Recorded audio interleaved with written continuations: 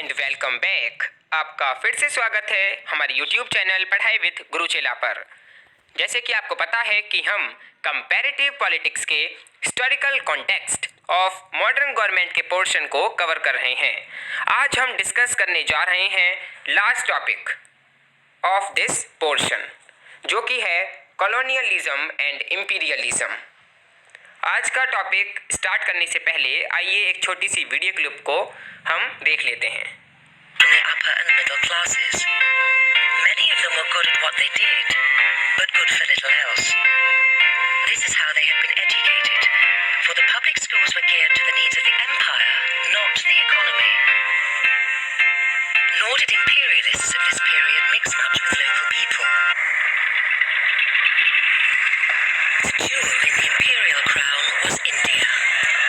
Beginning with the East India Company's trading settlements in the 17th century, British influence had gradually extended over the whole subcontinent, until by 1914 one half of it was ruled directly from Westminster.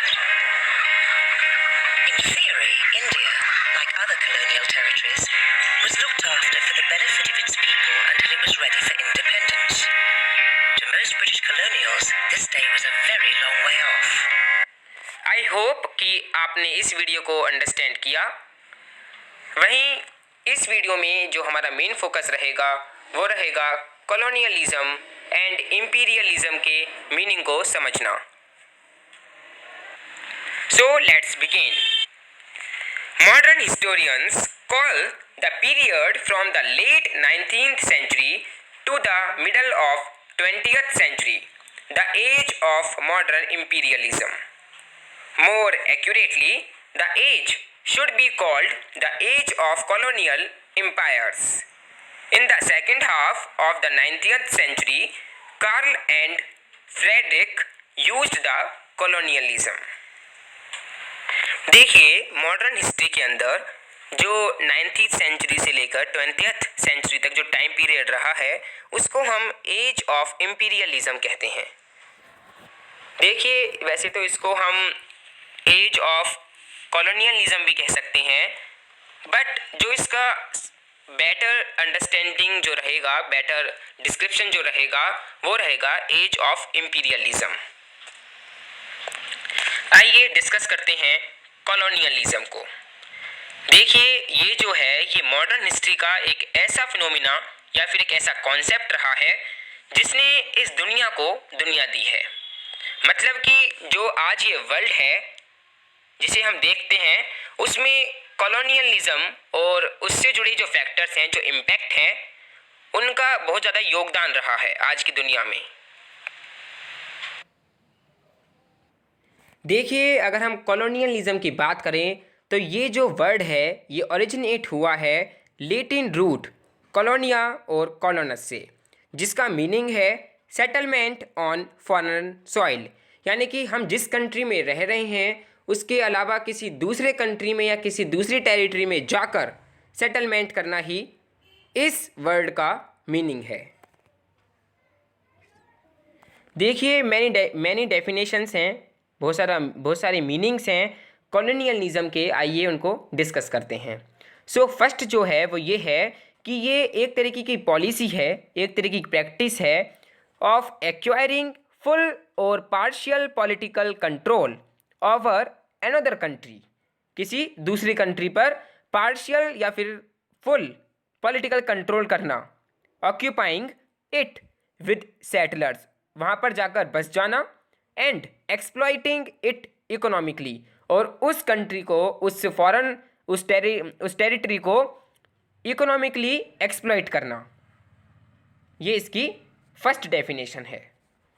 अगर हम second definition की बात करें तो वो है colonialism is the practice by which a powerful country directly control less powerful countries and uses their resources to increase its own power and wealth. देखिए, एक तरीके की प्रैक्टिस है कॉलोनियलिज्म, ठीक है, जो कि पावरफुल कंट्री जो होता है वो डायरेक्टली रूल करता है, डायरेक्टली कंट्रोल करता है लेस पावरफुल कंट्रीज़ को, ठीक है, एंड वहाँ की जो रिसोर्सेज है उसको वो यूज़ करता है और इंक्रीज करता है अपनी पावर को, अपनी वेल्थ को। अगर हम नेक्स्ट डेफिनेशन की बात करें तो वो है colonialism is a practice of domination.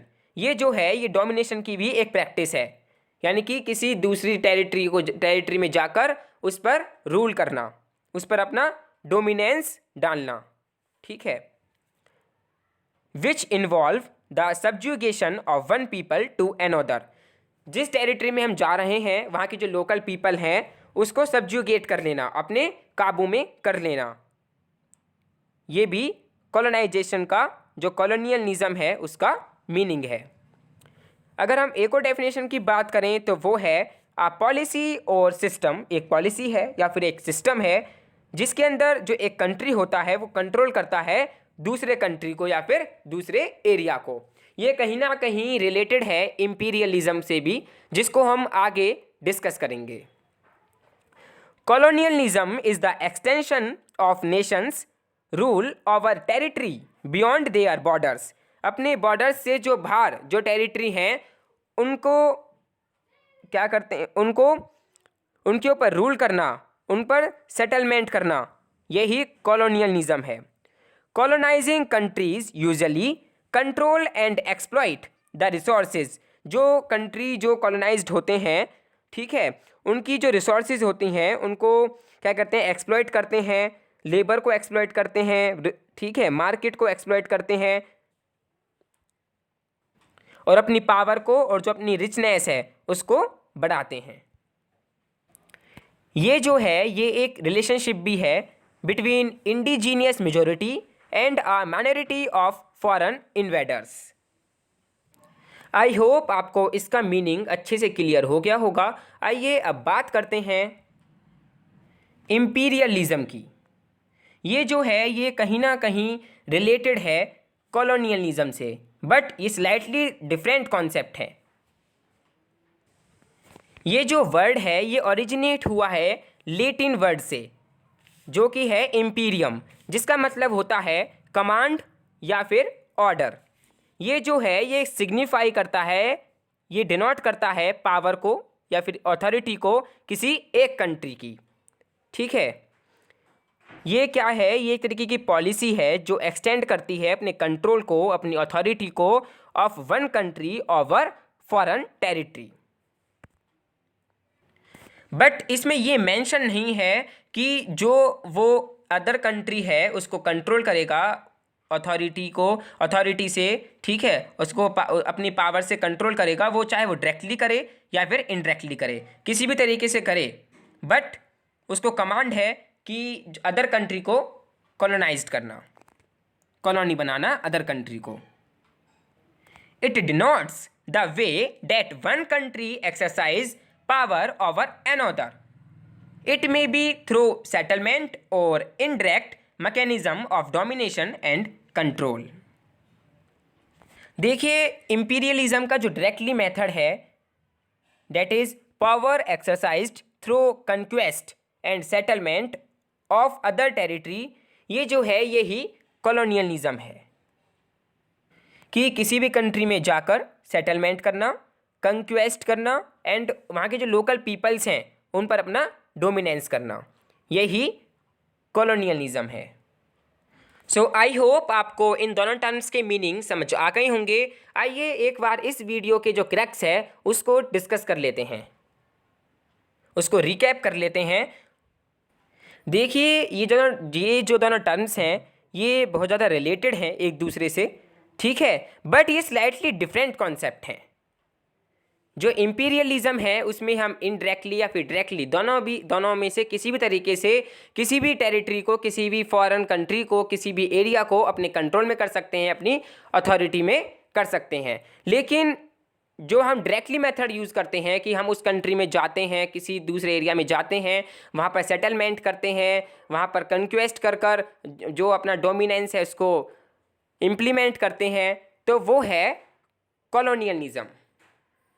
ऐसा कर वहाँ पर जो हम जाते हैं टेरिटरी में या फिर उस एरिया के अंदर, उस एरिया को हम अपनी कॉलोनी बना लेते हैं, ठीक है, उस पर अपना डोमिनेंस करते हैं। Thus, practice of colonialism is driven by the ideology of imperialism. Colonialism is one of the method of imperialism. देखिए, जो कॉलोनियलिज्म है वो तो इम्पीरियलिज्म है, लेकिन जो इम्पीरियलिज्म है वो कॉलोनियलिज्म नहीं है। ठीक है, ये आप समझ गए होंगे इस वीडियो के through. So thank you for watching this video. Stay home, stay safe, stay indoors.